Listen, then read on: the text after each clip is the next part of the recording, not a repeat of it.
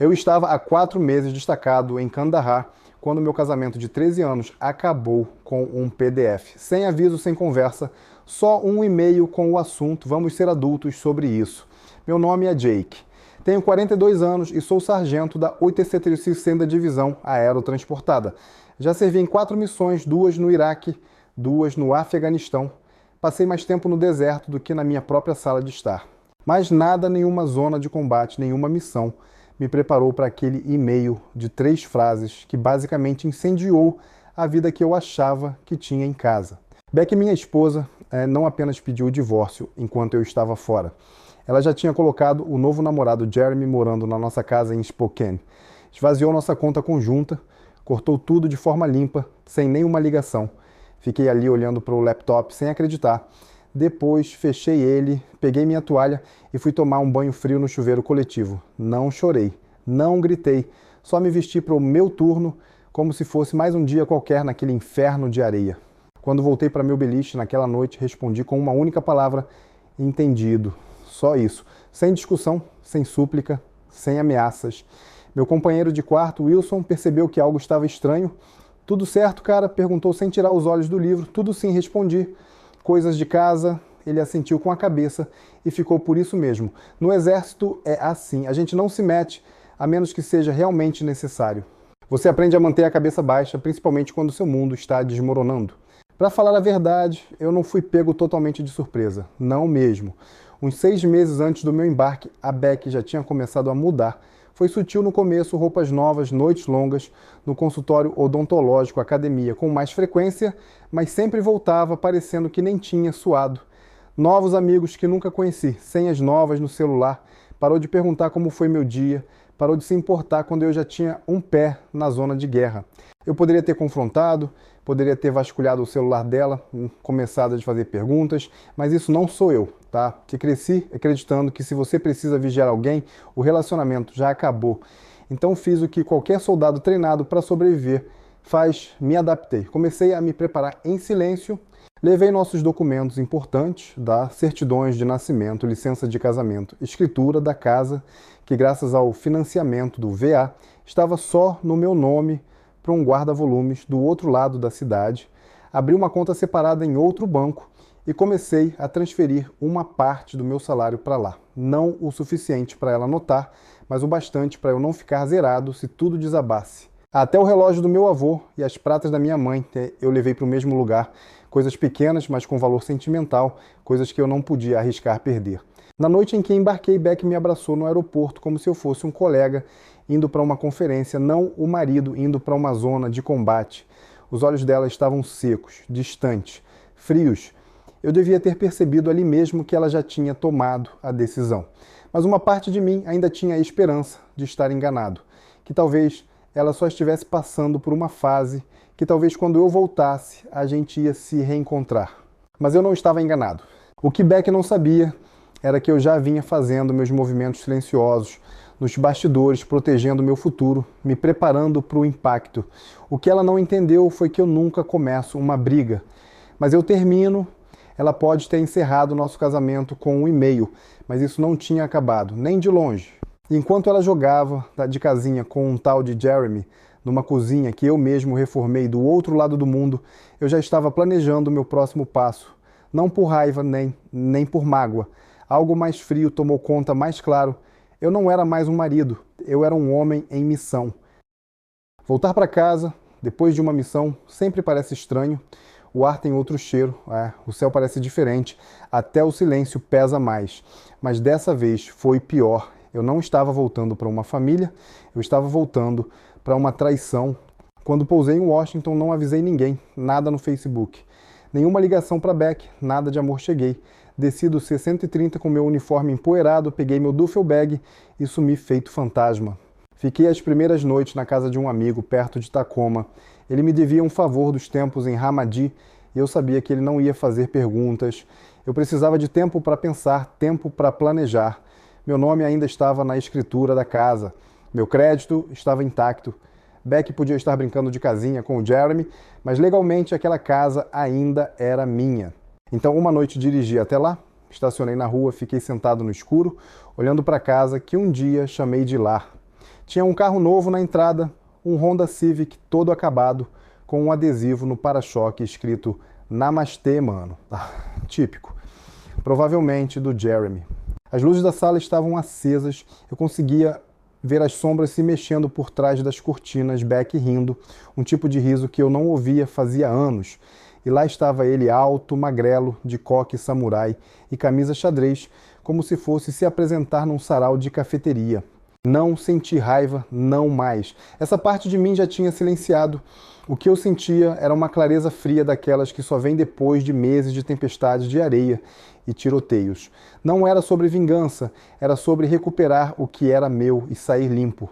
Uma semana depois fui ao cartório do condado. Silenciosamente entrei com uma petição para reivindicar a casa. Veja bem, o que a Beck não sabia era que a casa foi comprada com meus benefícios do VA. Ela nunca pagou um centavo no valor de entrada.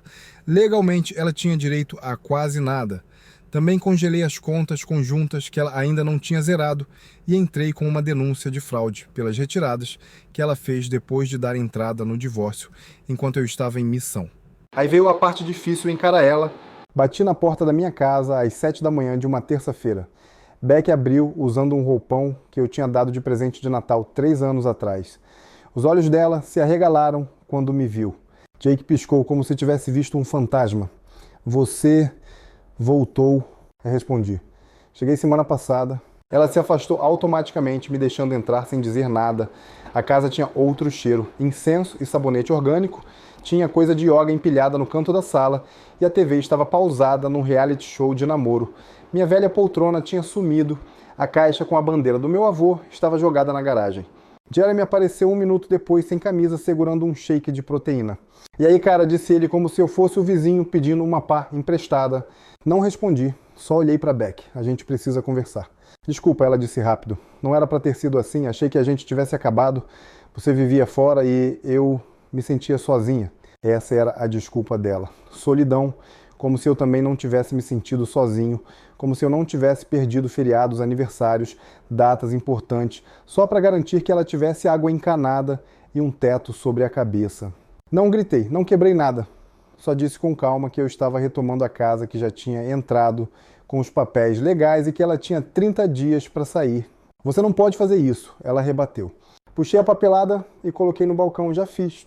Jeremy deu um passo à frente, como se fosse falar algo, mas Beck segurou ele. Ela entendeu, ela sabia que tinha me subestimado, achou que eu voltaria quebrado, mas esqueceu quem eu era. Eu lutei em lugares que nem aparecem no Google Maps. Vi homens morrerem nos meus braços. Já reconstruí minha vida do zero antes e podia fazer isso de novo. As semanas seguintes foram estranhas. Fiquei por perto, acompanhei o processo com meu advogado e dei espaço para ela empacotar as coisas. Não fiz escândalo, não postei nada. Vingança silenciosa é a melhor limpa cirúrgica definitiva. No dia em que finalmente foi embora, ela não se despediu. Só entrou naquele Civic com o Jeremy no banco do carona e foi embora. Fiquei parado na porta, vendo eles sumirem. Depois entrei na minha casa vazia, empoeirada silenciosa, e respirei fundo. Já não parecia um lar, mas era meu. A primeira noite sozinho na casa foi a mais difícil. As paredes ecoavam, cada cômodo parecia estranho, como uma casa montada para venda, não um lugar onde alguém já tinha amado, rido e construído sonhos. Sentei no chão da sala vazia, encostei na parede onde antes ficava nosso sofá e deixei o silêncio me envolver como um casaco pesado. Não havia mais mentiras nem segredos escondidos atrás de mensagens de texto e noites das meninas, mas também não havia mais casamento, nem companhia, só eu e um longo caminho pela frente. Não tentei fugir da dor, deixei ela sentar ao meu lado. As noites eram silenciosas, mas não tranquilas. Minha mente girava em círculos, como foi que a gente chegou aqui, como alguém que um dia disse que vou esperar para sempre, consegue desistir em poucos meses. Eu não tinha respostas, mas agora eu tinha algo melhor, controle. Pela primeira vez em muito tempo, as decisões voltaram a ser minhas. Comecei pelo básico. Recuperei a garagem e limpei tudo. Achei ferramentas antigas, equipamentos esquecidos e alguns dos meus diários do exército escondidos numa caixa de plástico. Li cada página, anotações de treinamento, cartas que nunca enviei bilhete para mim mesmo durante noites longas no deserto. Aquele eu, o que ainda acreditava em lealdade, em serviço, em lutar por algo maior, ele não tinha desaparecido, só estava enterrado. Era hora de trazê-lo de volta. Fui reformando a casa cômodo por cômodo. Pintei por cima das paredes pastel que a Beck tinha escolhido, troquei as velas aromáticas pelo cheiro de madeira e roupa limpa e coloquei de volta a caixa com a bandeira do meu avô no lugar de destaque. Aos poucos, a casa deixou de ser nossa e começou a se tornar meu refúgio, mas uma casa não basta para reconstruir uma vida. Então entrei em contato com um velho camarada do exército, Marcos. Ele comandava uma ONG que ajudava veteranos a se reintegrarem à vida civil. Eu não falava com ele fazia mais de um ano, mas quando liguei, ele atendeu no segundo toque. Jake, caramba, cara, achei que você tinha sumido do mapa. Eu disse. Me senti assim mesmo. Nos encontramos para tomar um café no dia seguinte. Marcos estava com mais cabelos grisalhos, mas a voz era a mesma. Ainda tinha aquela energia, aquela chama que fazia você acreditar que a missão não acaba só porque a guerra terminou. Ele me ofereceu um cargo meio período, orientando novos veteranos, ajudando eles a lidar com a mesma confusão que eu ainda estava sentindo. Não aceitei na hora, não sabia se eu estava pronto para guiar alguém. Para ser sincero, eu ainda estava tentando guiar a mim mesmo. Mas uma semana depois apareci lá, primeiro só para ajudar, organizar equipamento, fazer inventário. Depois comecei a participar dos grupos de conversa, ouvi, falei. E um dia olhei em volta daquele círculo de olhares cansados e percebi que todos nós estávamos carregando o mesmo peso, só de formas diferentes. Alguns com cicatrizes no corpo, outros como eu no coração. Um dos veteranos, Chris, desabou durante uma sessão. Ele também perdeu a esposa, mas no caso dele, ela não foi embora. Ela teve uma overdose. Depois da reunião, ficamos do lado de fora. Nada de discurso. Só dois homens respirando o ar frio, tentando entender o que vem depois. Não sei como seguir em frente, ele disse. Olhei para ele e assenti. Você não segue, não de verdade. Você só vai indo, um dia de cada vez. Arruma a cama, toma o café, respira. Ele assentiu, enxugou o rosto. E pela primeira vez em muito tempo, eu vi em outra pessoa algo que eu também começava a sentir de novo esperança. Nunca imaginei que fosse encontrar cura ajudando os outros, mas talvez seja assim que funciona. Talvez você não se conserte no isolamento. Talvez você costure seus próprios cortes, ensinando alguém a fechar os dele. Não é perfeito. Ainda tenho aqueles flashes no meio da noite. Às vezes, ainda acordo esperando ouvir ela do meu lado, mas o luto parou de gritar. Agora ele só sussurra. E com o passar dos meses comecei a fazer algo que não fazia há anos, comecei a viver com intenção. Me matriculei numa academia de boxe da cidade, virei voluntário da Habitat for Humanity nos fins de semana e até adotei um cachorro no abrigo, um labrador preto chamado Diesel, que não sai do meu lado. Jake antes da guerra, Jake durante a guerra, Jake depois da traição. Não sei qual desses é o verdadeiro eu, talvez todos, talvez nenhum, mas sei disso, ainda estou de pé. E por enquanto isso basta. O outono chegou mais cedo naquele ano. As manhãs ficaram frias antes mesmo de setembro acabar. Folhas se espalhavam pela varanda da frente, douradas e vermelhas como fogo no chão. Diesel, agora parte inseparável da minha rotina, latia para o vento que soprava entre as árvores. A casa, minha casa, parecia mais quente, vivida, segura, mas algo ainda parecia inacabado. Passei os últimos meses reconstruindo tudo que tinha sido destruído: meu lar, meu propósito, minha autoconfiança. Me joguei no trabalho com a ONG, encontrei comunidade entre outros veteranos e até comecei a orientar rapazes mais novos que estavam voltando do exterior. Isso me dava estrutura, direção, mas havia uma coisa que eu ainda não tinha enfrentado, Beck. Não ela exatamente. Eu não queria ligar, não queria respostas, nem mesmo um pedido de desculpas, eu só queria paz. Toda vez que o nome dela aparecia na minha cabeça, ainda mexia comigo. Não era mais aquela dor aguda, cortante. Agora era mais como um puxão fraco, um assunto inacabado, cutucando a beira da minha alma. Eu odiava que ela ainda ocupava espaço dentro de mim. Eu não queria mais carregá-la, não queria que o ressentimento me acompanhasse em cada novo capítulo da vida. Então escrevi uma carta, não para enviar, só para mim. Beck, não te odeio. Não mais eu quis. Achei que isso facilitaria, mas não facilitou. Guarda-ódio só me acorrentou. A versão de mim que você deixou para trás. E eu cansei de carregar isso. Você partiu meu coração, sim, mas talvez eu também não tenha sido tão perfeito quanto achava. Talvez nós dois tenhamos falhado, só queria que você tivesse sido honesta, que tivesse me respeitado o suficiente para dizer a verdade em vez de me deixar descobrir daquele jeito. Ainda assim, eu te perdoo. Te perdoo porque preciso. Te perdoo para poder respirar de novo, para poder seguir em frente sem arrastar o seu fantasma por cada cômodo da minha casa. Espero que você encontre o que está procurando. De verdade, Jake. Dobrei a carta e guardei dentro de um diário antigo na minha gaveta de cabeceira. Não precisava enviá-la. O ato de escrever já bastava. Naquela noite dormi melhor do que em muitos meses. Nas semanas seguintes algo mudou, tá? Parei de repassar conversas antigas na cabeça, parei de comparar cada mulher que passava na rua com ela.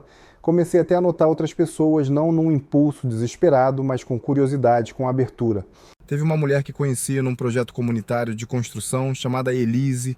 Ela era responsável por coordenar os voluntários inteligente e prática com um sarcasmo afiado e um sorriso que chegava devagar, mas ficava. No começo quase não conversamos. Só umas piadas rápidas enquanto carregávamos madeira e martelávamos vigas. Mas um dia depois que o projeto terminou, ela perguntou se eu queria tomar um café. Não era um encontro, nem precisava ser. Era só duas pessoas sentadas num café da rua principal, conversando sobre música, cachorros, e como nenhum dos dois gostava de latte com abóbora, foi leve, foi fácil, e pela primeira vez em muito tempo não foi algo carregado pelo passado. Não contei tudo para Elise. Ainda não.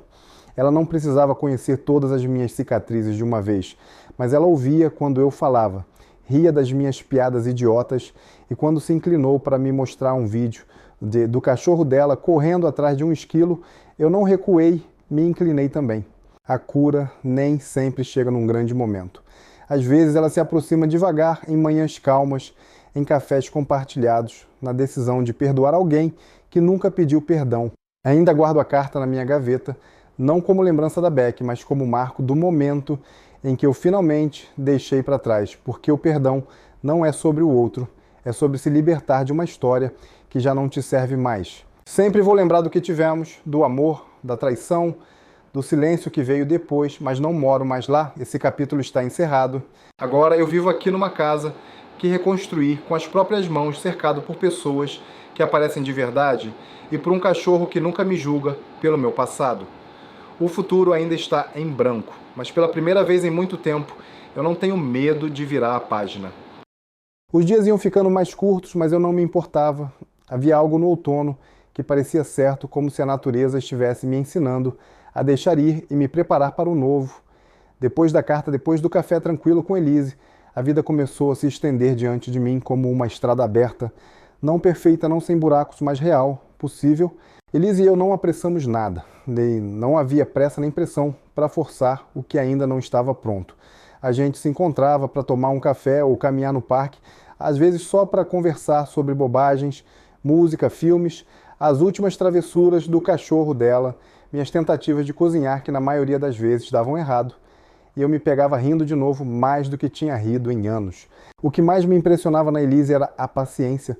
Ela nunca me cobrou para despejar toda a minha bagagem de uma vez ou me consertar do dia para a noite. Ela simplesmente aparecia constante e verdadeira. Aprendi a confiar nisso e aos poucos fui deixando ela entrar. Numa tarde ela me perguntou sobre meu trabalho com os veteranos. Eu vinha atuando como voluntário num centro local, ajudando homens e mulheres lidando com os mesmos fantasmas que eu já enfrentei. TPT, vício, falta de moradia, sombras conhecidas que seguem tantos de nós de volta para casa. Falar sobre isso era difícil, mas percebi que não era só um peso, era uma chance de transformar a dor em algo melhor. Naquele dia, Elise me viu conversar com um jovem veterano chamado Marcos, um garoto de 20 e poucos anos, que me lembrava de mim naquela idade, perdido com raiva, sem saber se conseguiria sobreviver. Marcos tinha passado semanas na rua e toda noite a história dele pesava em mim. Mas quando o vi sorrir pela primeira vez depois de receber uma refeição quente, entendi que talvez a minha segunda chance estivesse conectada à dele. Ajudar Marcos não era caridade, era cura. Cada passo que eu dava com ele, cada pequena vitória que a gente conquistava, me puxava um pouco mais para longe da escuridão que eu achava que me pertenceria para sempre. E Elise, ela não só me apoiava, ela se envolvia. Organizou arrecadações de alimentos, se voluntariou no abrigo e ainda convenceu um artista local a dar aulas gratuitas de pintura para os veteranos. Juntos, a gente não estava só sobrevivendo, estávamos construindo algo novo. Numa noite depois de um dia cheio de reuniões e planejamentos, Elise e eu sentamos na varanda olhando as estrelas surgirem. Diesel dormia aos nossos pés, roncando baixinho. "Você está diferente agora", ela disse em voz baixa. Sorri, mas não era fácil explicar. Acho que sim, eu precisei mudar, não só por causa da Beck não, aquilo foi só o começo. A parte mais difícil foi me perdoar. Deixar de lado essa ideia de que eu precisava ser perfeito, que eu podia consertar tudo de uma vez. A vida é bagunçada, as pessoas já são bagunçadas, mas talvez isso não seja normal. Ela assentiu. É sim.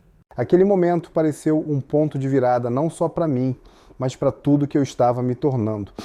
Percebi que amar não era sobre nunca se machucar, era sobre ter coragem de continuar aparecendo, de continuar confiando mesmo quando o passado ainda sussurra dúvidas.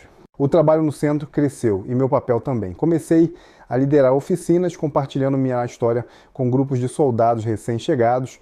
Falava sobre a importância da comunidade de pedir ajuda e, mais que tudo, de perdoar não só aos outros, mas a nós mesmos. A cada vez que eu falava, me sentia um pouco mais leve, um pouco mais forte.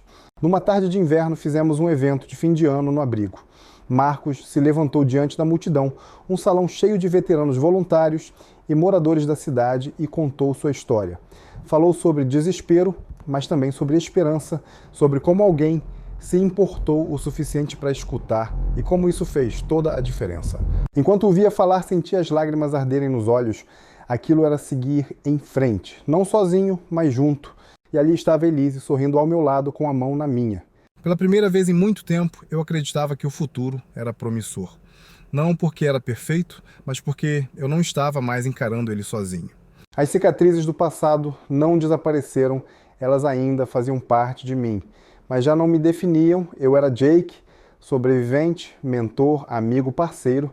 Estava construindo uma vida que valia a pena tijolo por tijolo, ao lado de pessoas que importam.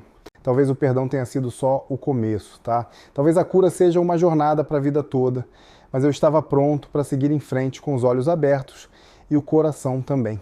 Porque às vezes a coisa mais importante que você pode fazer é simplesmente continuar amando, continuar acreditando em segundas chances.